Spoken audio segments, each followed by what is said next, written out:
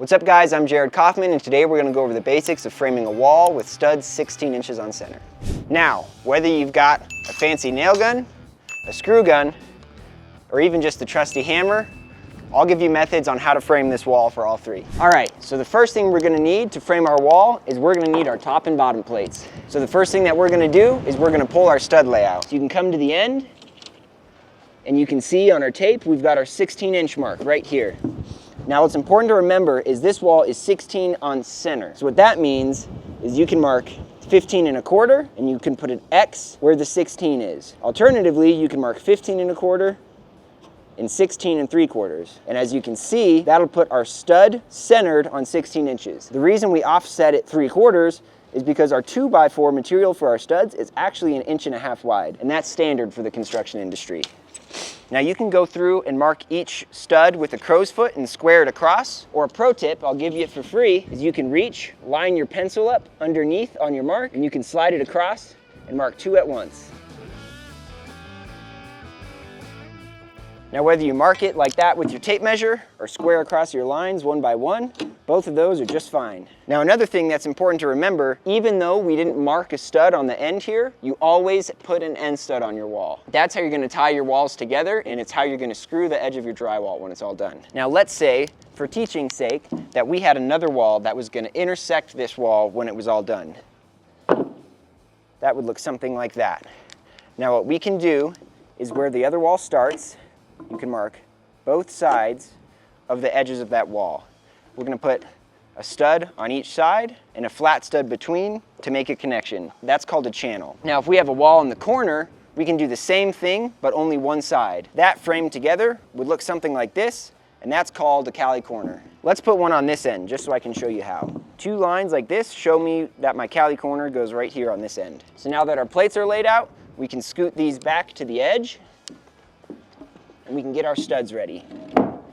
So we can count all of our layouts. 1, 2 for our cali, 3, 4, 5, 6, 7, 8 for our channel, 9, 10, 11, 12, and 13 studs will finish this wall.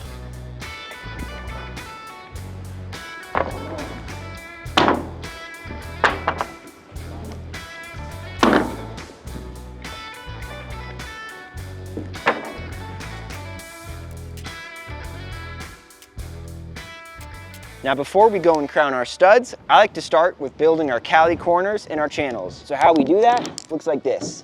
You can set one stud up on edge. If you have any wane, which is what it's called when the corner of your stud is cut out like that, I like to put it facing up during this stage because it will eliminate any issues in the future. Now we can take our stud, line it up nice and flush, and we can nail this together.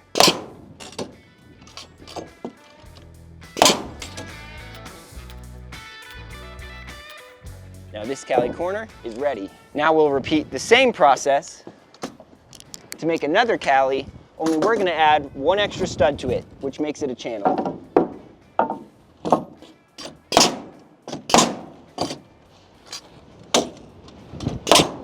Sometimes if it's too tricky to get it flush, you can go to the end of the board and you'll have more leverage to pull it straight. Now we'll flip our cali corner over, we'll add one more stud to the other side, and that completes the channel.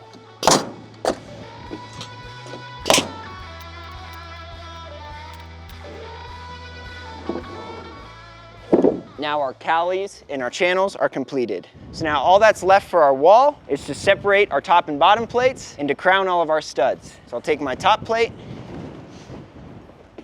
bring it to this end, and now we can take all of our studs and we can get them nice and crowned. Now crowning your studs means you set it on edge like this and you want to sight down the edge, and if there's any up or down bow, you want to flip it to make sure it's going up. I say this, think of it like a bridge, not a boat. It's important to crown all of your studs because a normal straight stud is common to have up to 1/4 inch of variance, and if you have one stud crowned up and the other stud crowned down, those 2 quarters are now working opposite, and it will actually put a 1/2 inch dip in your wall. But if you put them all the same way, your wall will be nice and flat and straight. So we can work our way down the whole wall, getting our studs nice and crowned. And what I'm doing is I'm setting them on layout on this side and on layout on that side.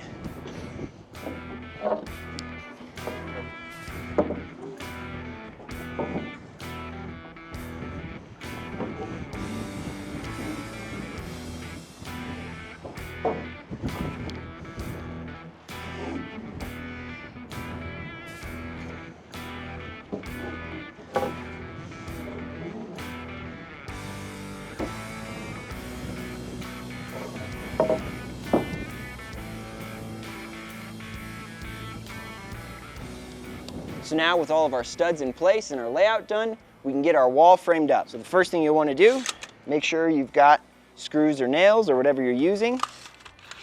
Make sure your nail gun is loaded up and we can start nailing away. So it's important for our end studs, especially, to make sure that we're good and flush. So first start with the flat stud of your cali, 2 nails evenly spaced, and then if you need to adjust, you can, the flat part of your cali corner, and 2 evenly spaced nails in that. Now it's really important while you're nailing to keep your hand at least 10 inches away, so if a nail comes poking out the corner, it won't get your finger. So now as we work across our wall, it's convenient for us because we set our studs right on their layout. So it doesn't take much to get them nice and flush and to work our way down.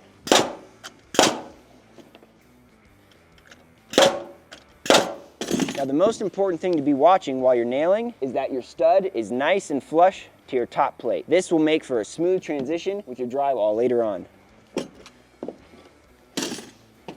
Now your channels, you want to do the same thing as your calis. You want to make sure you're perfectly centered on the 2 sides of your walls, nice and flush, and then you can nail it off.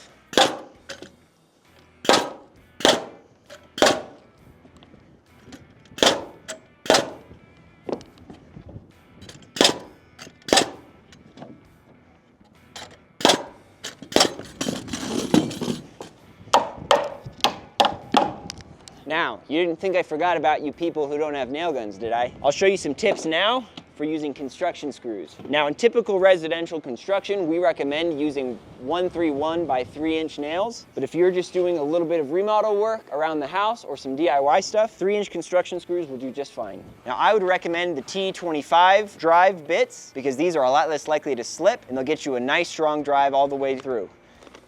So before I start screwing them together, I like to grab a handful in my hand and flip around all the heads so they're all the same direction. Just saves you a little bit of fidgeting time when it's time to screw them all together. Now just like on the other side, let's start with our cali. So what I like to do is get my screw started, then I can make sure my stud is lined up before I drive it all the way in. We can run the same screw pattern as when we're framing.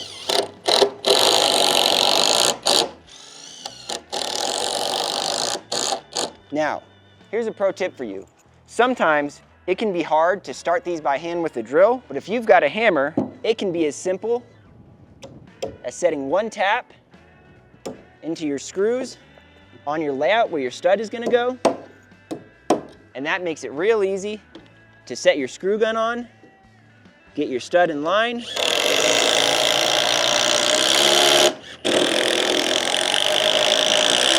and get it going with ease.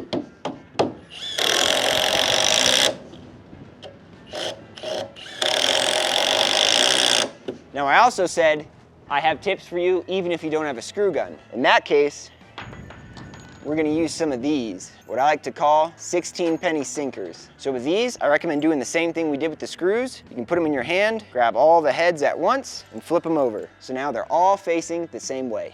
Now the tricky part with using a hammer to frame your walls is that we're going to be smacking the top plate this way repeatedly, which is going to want to scoot our wall backwards. So it helps to keep a foot on top of your stud or on top of your top plate to help resist the force from pulling backwards. So now, with a handful of nails in your left hand and your framing hammer in your right hand, we can get started. So the first thing we do, set your nail. Here's another pro tip for you. Get it roughly about 1 inch or 1.25 inches in before you start messing with your stud. So that way, once you have your stud exactly where you need it, 1 tap will have it locked in place. Then you can hammer it the rest of the way.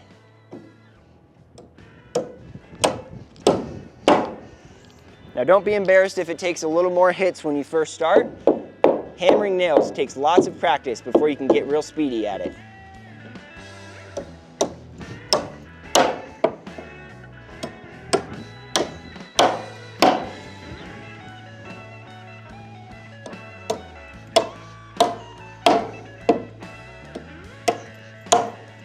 Now, no matter what anyone tells you, building a wall with a hammer and nails is actually stronger than building it with a nail gun. These nails are a little bit longer and wider than what we put in nail guns, and they actually help pull things tighter, and they have a little bit more shear strength. Now, another important thing to remember when you're nailing is that your bottom nail, you don't want to angle it down and accidentally toe nail this into the floor.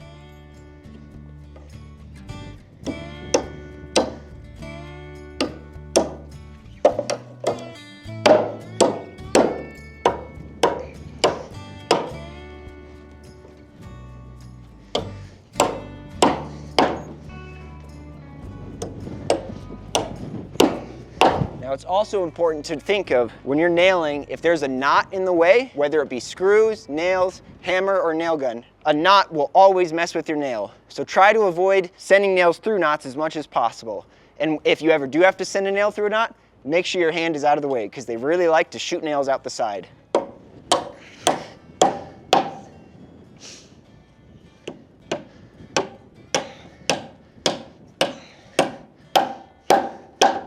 A good tip for if you do have a knot is to slide your nail over and put it in at an angle instead to help miss it. So now with our wall done, it's time to stand it.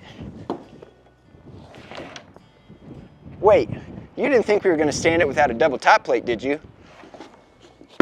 So what lapping the plates means is wherever we have another wall coming in, our top plates are going to be cut back so the walls can connect. Let me show you how that's going to look. So if we put in our top plates like this and leave a gap there right in the middle of our channel, that will allow us, let's say this is the corner of our other wall, to slide right in. We can nail through here and through these, and that double top plate will tie these walls together very nicely. So the spots where we cut this back are on the channels and on the cali corners. So what we can do is line our plate up.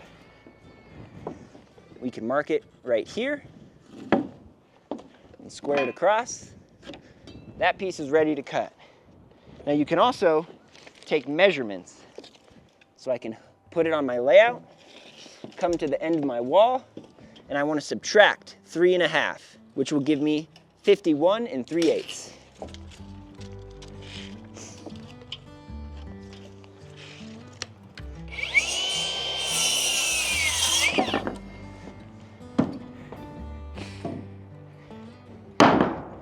Now a saw is another tool that is nice to have, but not 100% necessary. You can use a hand saw, just as good. Your arm will just be sore.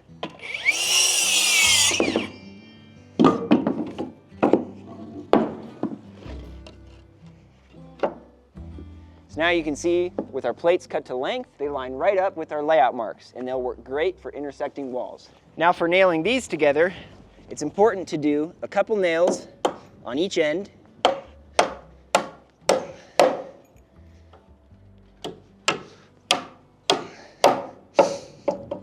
And then nails over each stud. Now I like to offset them just a little bit to ensure I don't hit the nails below them. It's also very important to make sure our double top plate stays nice and flush. This will keep things great for the drywallers.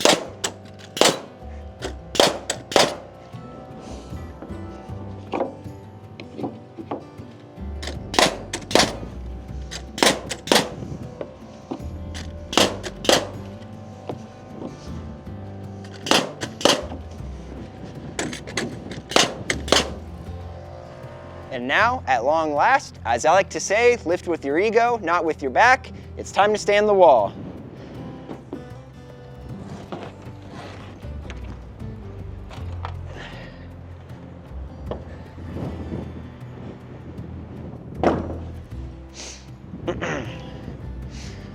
Woo!